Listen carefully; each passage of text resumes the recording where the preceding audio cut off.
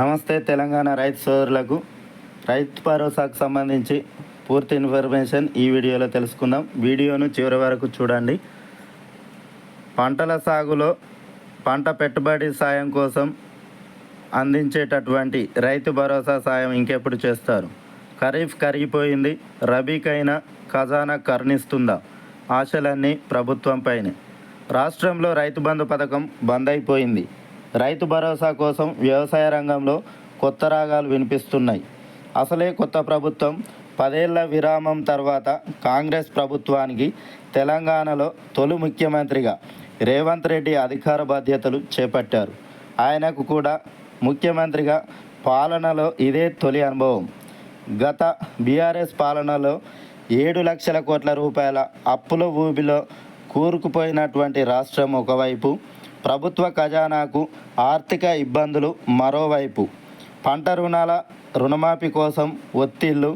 ఇన్నేసి ఇబ్బందుల్లోనూ రేవంత్ రెడ్డి సర్కారు పంట రుణాల మాఫీలో తల తాకట్టు పెట్టి అయినా సరే ఇచ్చిన మాట నిలబెట్టుకోవాలని పట్టుదలతో ముందుకు సాగుతుంది.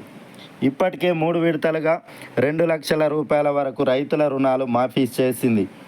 22,37,848 మంది రైతుల బ్యాంకు ఖాతాలకు పంట రుణాల మాఫీ కింద 17,933 కోట్ల రూపాయలు జమ చేసింది. 2 లక్షల రూపాయల పైన ఉన్నటువంటి రుణాలను కూడా మాఫీ చేసేందుకు నిధుల కోసం కసరత్తులు ప్రారంభించింది.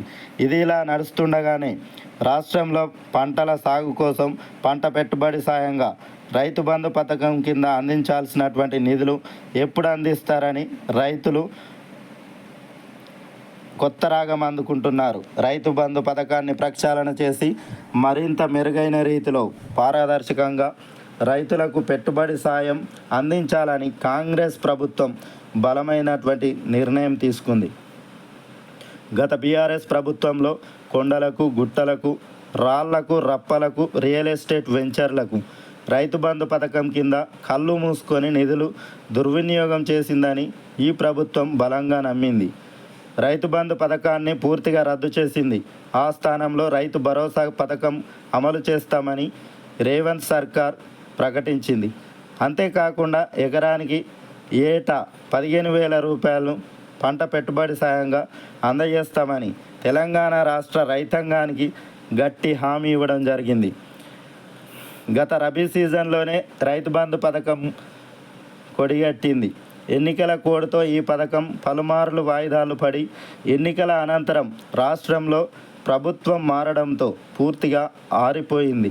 గత బీఆర్ఎస్ ప్రభుత్వం 2018-19 ఆర్థిక సంవత్సరం నుంచి రైతు బంధు పథకాన్ని తెరపైకి తీసుకొచ్చింది. ఎకరానికి 8,000 రూపాయల పంట పెట్టుబడి సాయం కింద 2 విడతలుగా ఖరీఫ్లో 4,000, రబీలో 4,000 రూపాయలు అందజేసేలా పథకం యొక్క విధి విధానాలను నిర్ణయించి అదే ఏడాది ఖరీఫ్ నుంచి అమలుకు శ్రీకారం చుట్టింది.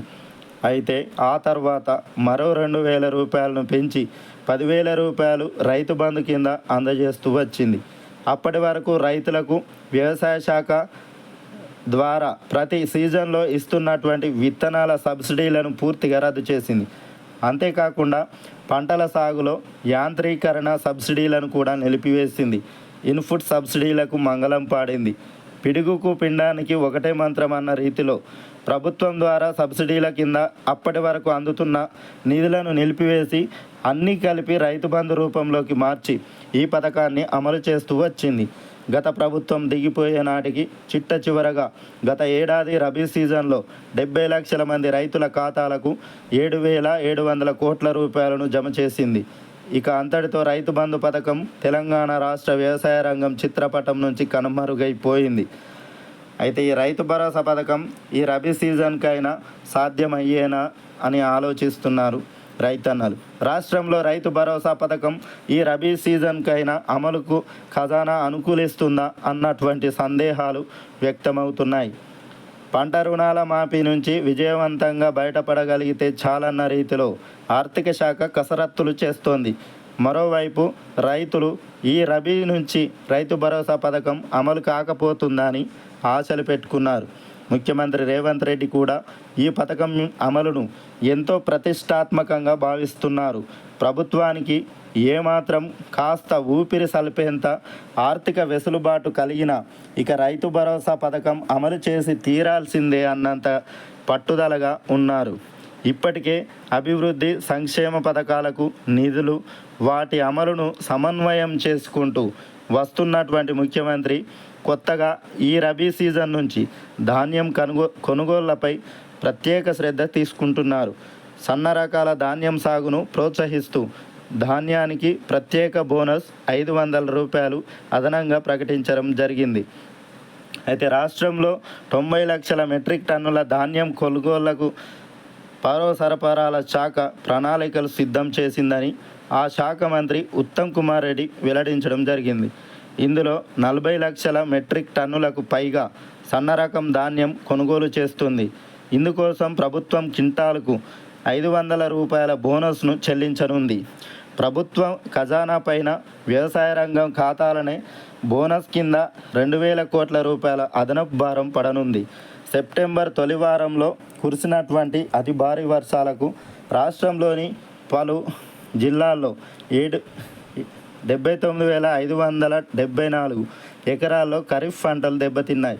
వర్షాల వల్ల పంటలు నష్టపోయినటువంటి 79,216 మంది రైతులకు రేవంత్ సర్కార్ నెల రోజుల్లోనే పంట నష్టం పరిహారాన్ని ఎకరానికి 10,000 రూపాయల చొప్పున నిధులను రైతుల యొక్క ఖాతాల్లో సర్కారు నెల రోజుల్లోనే చెల్లించడం జరిగింది. ఇచ్చిన మాటను నిలబెట్టుకుంది. ఇన్నేసి ఆర్థిక ఒత్తిళ్లను భరిస్తూనే రైతు భరోసా పథకం అమలుకు విధి విధానాలపై కసరత్తులు జరుగుతున్నట్లు వ్యవసాయ శాఖ మంత్రి తుమ్మల నాగేశ్వరరావు గారు చెప్పడం జరిగింది. వనరుల యొక్క సమీకరణ సాధ్యపడితే ఈ రబీ సీజన్ నుంచే రైతులకు పంట పెట్టుబడి సాయం అందే అవకాశాలు సహకారమవుతాయని ఆర్థిక శాఖ మంత్రి బట్టి విక్రమార్క కూడా భరోసా ఇస్తున్నారు. ఏది ఏమైనప్పటికీ ప్రభుత్వం వెంటనే రైతు భరోసాకు సంబంధించినటువంటి విధి విధానాలను సిద్ధం చేసి నిధులను సమకూర్చుకొని 10 ఎకరాల లోపు ఉన్నటువంటి రైతులకు వెంటనే రైతు భరోసా నిధులను జమ చేయాలని రైతన్నలు ఆశతో ఎదురు చూస్తున్నారు. Okay, thanks for watching. Please subscribe my channel. Thank you.